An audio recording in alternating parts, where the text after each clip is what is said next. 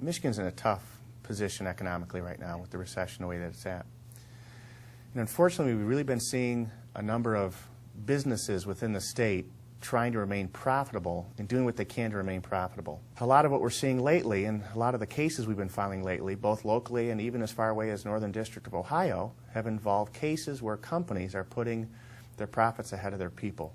We call some of them just wage and hour suits, where they're forced to work beyond 40 hours a week, but they don't get time and a half.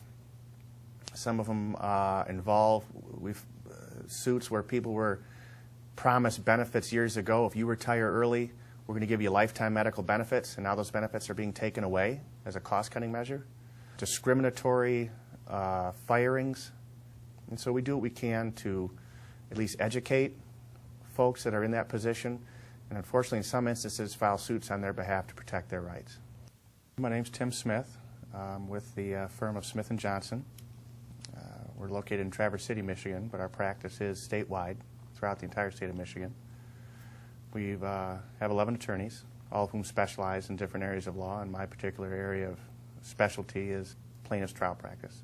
If someone were to come in that had a need for the services of a plaintiff's attorney, they also may have a need for probate assistance, estate planning assistance, transactional assistance, and there are attorneys at our firm that they don't just dabble in that kind of work. It's something that they do and they specialize in 24/7. I think the first question you have to ask an attorney is, how many of these cases are you handling right now? How much experience do you have? I think the next question you might want to ask is, are there attorneys in the area that when they have a case like this, they trust you to send their clients to you? I would ask the same of judges. When judges have friends or family members that have been involved in something like this, who do judges refer people to? There's also an independent service called Martindale-Hubbell that you can check up how attorneys rate each other. The single biggest area of insurance that they fail to carry, because it's optional here in Michigan, is underinsured motorist coverage. Most people assume when they ask their agent, I want full coverage, they assume that they're fully covered, but they're not. If you don't have that and the person that hits you is either driving uninsured or without insurance, well, you're out of luck. And you may not have known it even though you asked for full coverage.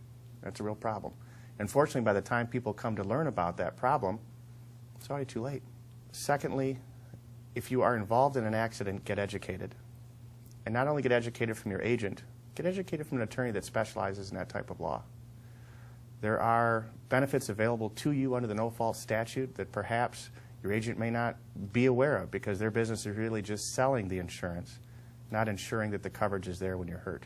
Part of the problem that bothers me the most is when a claim is set up, they fail to tell the individual that they have a right to certain types of benefits. I have people that come into me that have been dealing with an auto accident claim for over a year, but they were never told that they could submit their mileage to and from their doctor's appointments. Their adjuster never told them that. Quite frankly, it's hiding the benefits that some of these people are entitled to that I find most disturbing. And I hear it and I see it every week at my office. Until you really know what your options are, until you get educated, you're going to be making uneducated decisions which could have catastrophic consequences to you and your family. I encourage people to come out and have a cup of coffee with me. Sit down with me first thing in the morning. I have time set aside almost every day just to meet with someone. Let's have a cup of coffee, talk about what your issues are. More often than not, I'm just helping them get educated. It's perhaps not the type of case that we're going to get involved in, but at least they leave my office knowing what their options are. And I think that's important.